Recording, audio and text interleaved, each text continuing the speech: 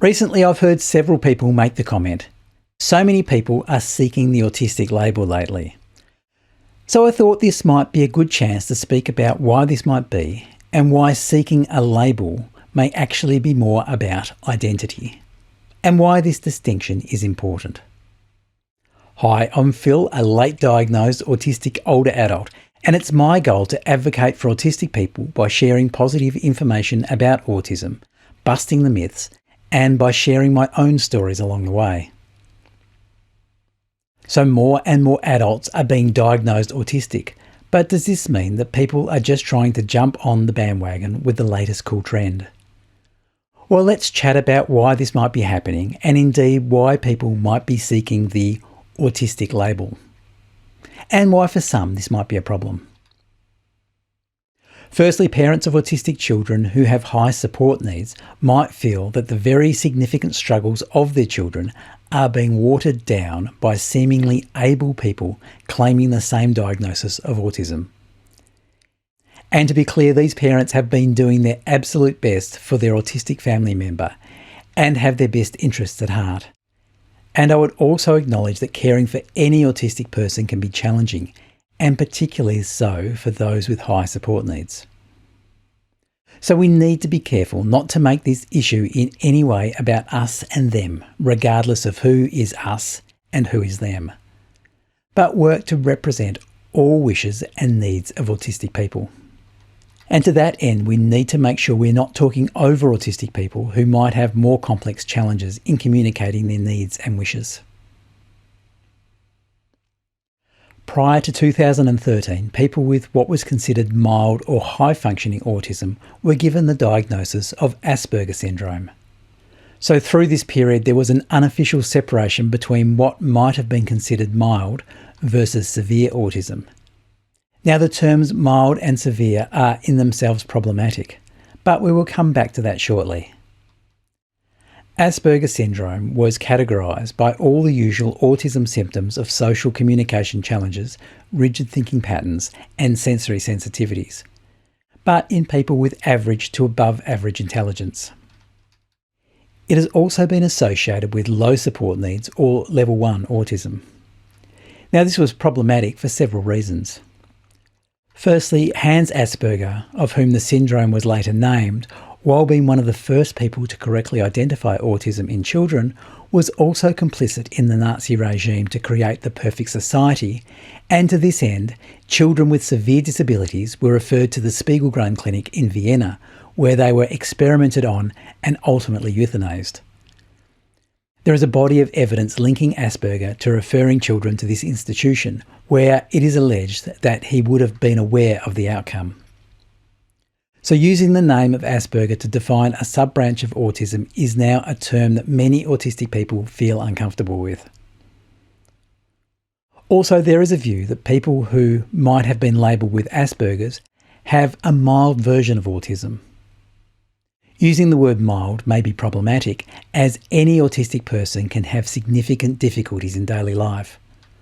What people confuse as mild autism may be the fact that the autistic person may be able to communicate effectively and so might not meet society's expectation of what autism must look like.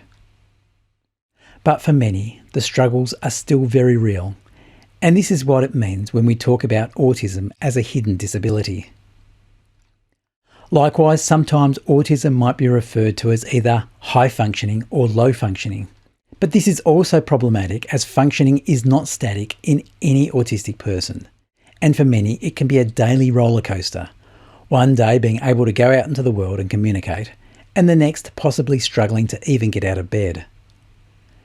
For me, most people would assume I was neurotypical or at least high functioning, as I usually communicate fairly well. But there are other occasions, like right now, where I need to make important phone calls, and if I don't, the implications will be significant. But I cannot pick up the phone and have been stuck in this state now for weeks. Also, we talk about autism as being a spectrum, in that it affects people in different ways. Now, the confusion around this point is that a spectrum does not mean a little bit of autism at one end and a lot at the other. What it actually refers to is a spectrum of characteristics, of challenges and abilities. Autism may also be combined with other conditions which may make the experience all the more challenging.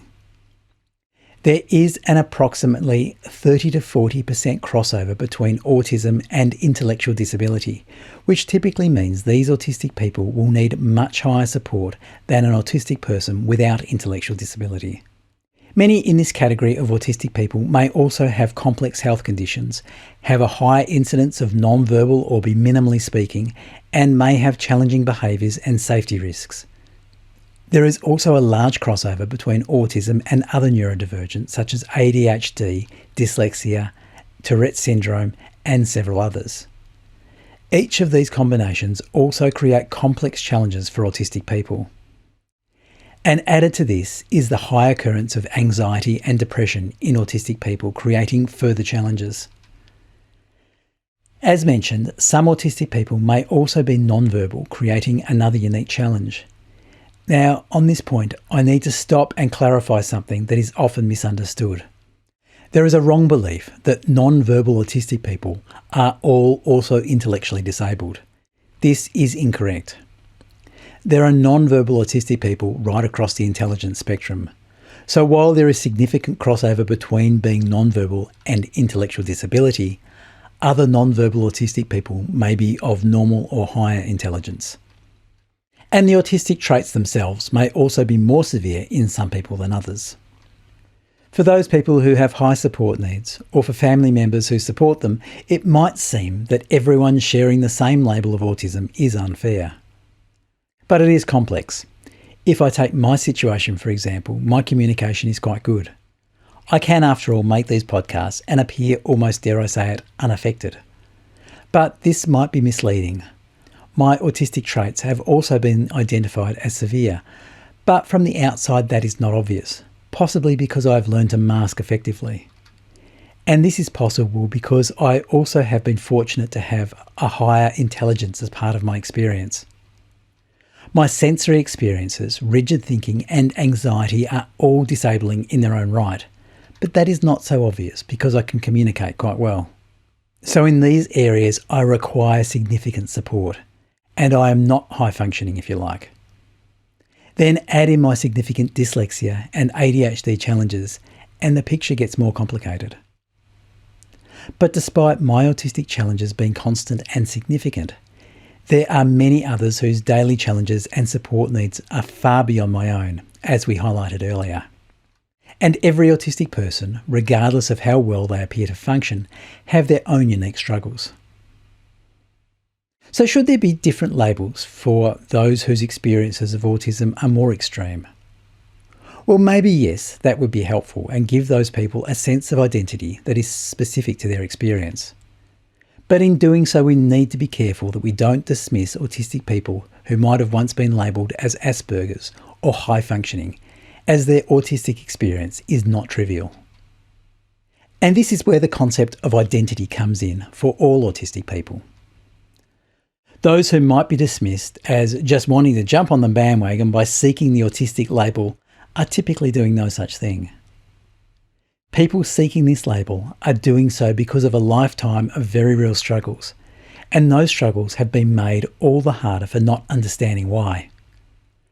So for many, if not all people coming to an understanding of their autism, it is finally a chance to establish an identity, and to do so by understanding that other autistic adults have similar experiences. So more than just being a label, autism is in fact an identity, and this distinction is important. After a lifetime of being the odd one out, a bit different, maybe struggling to maintain friendships or even romantic relationships, finally finding there are other people who have the same experiences creates a sense of community, and with that, identity.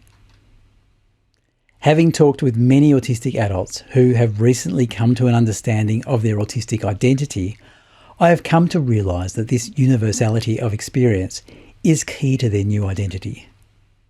And many of these experiences are shared across all support levels or functioning capacity.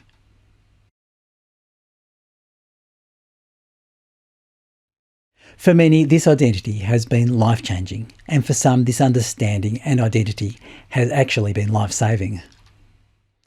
So a label is in effect a name that categorises or provides information about something. But identity refers to qualities, beliefs, personality and expression that make a person who they are. My autistic nature deeply shapes every aspect of who I am. So yes, this does make it a core part of my identity. So we return to the question, should there be different labels for those with milder versus more severe forms of autism? And I do use this language of mild or severe autism with caution. I know I am more comfortable referring to support levels, but I use it here as it is language still being used by others in this space.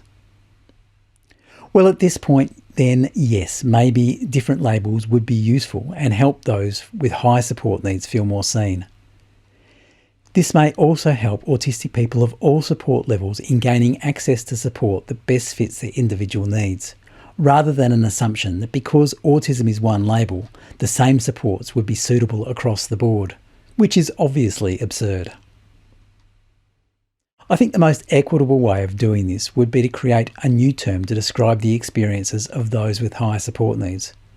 What I don't think would be equitable or even helpful would be to just call those with higher support needs as autistic and have a different label for those with lower support needs. The reasons for this are several. Firstly, from a scientific point of view, autism as it stands describes both those with higher support needs and lower support needs equally through the criteria laid out in the diagnostic manual.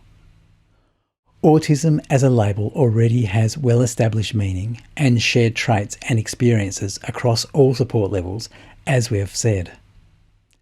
To change that meaning would be unhelpful to every autistic person. It would also undo years of work in educating the wider population, create more confusion and deepen stereotypes. It would also be a major blow to all those autistic people who finally have found an identity that fits. And bringing back the term Asperger syndrome would be equally unhelpful. Now at this point, I also need to acknowledge that there are many autistic people who also have Asperger syndrome as a diagnostic label, and that should not be taken away from them either, as that is part of their identity, just as the autistic label is a core part of others' identity. Now I understand that for some, autism was a label that they felt was reserved for the experiences of their family member. So what I argue for here might not be what they would agree with. But we need to understand that the issue of labels and identity affects all autistic people.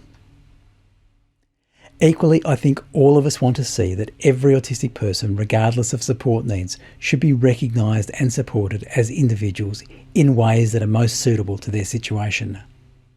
And going back to the statement that so many people are seeking the autistic label nowadays, my thoughts jump to the reaction of why would anyone want to be labelled as part of a marginalised, misunderstood, discriminated against and often denigrated group. But I also have to admit that while it makes no sense to me, there probably are people who might want labels like this for other quite distinct psychological reasons. But I'm yet to meet anyone in this category. And to be honest, probably every autistic person thinks this about themselves at some point through the discovery process.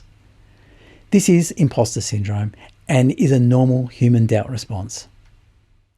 The people that I talk with, however, are overwhelmingly genuine, seeking the truth about who they are and an understanding of why their life's experiences have been so different to the people around them.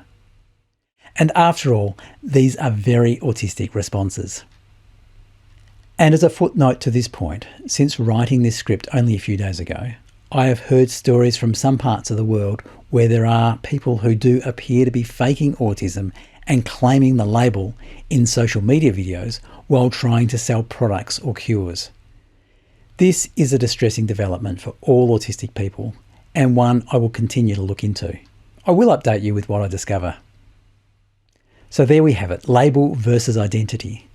If you are autistic, has someone remarked that you are just seeking a label? Or maybe you're the family member of an autistic person and you are stridently protective of them. And that is awesome, by the way. Let's chat about it in the comments section, but let's be respectful of each other's opinions. We don't need to agree on everything, but we are all here because we care deeply about the needs of autistic people. If these podcasts are resonating for you, please like and subscribe, and in particular, please share them with someone who might benefit. And if you are watching this in a language other than English, I would love to know. Feel free to write comments in your preferred language, and I will do my best to respond in that language.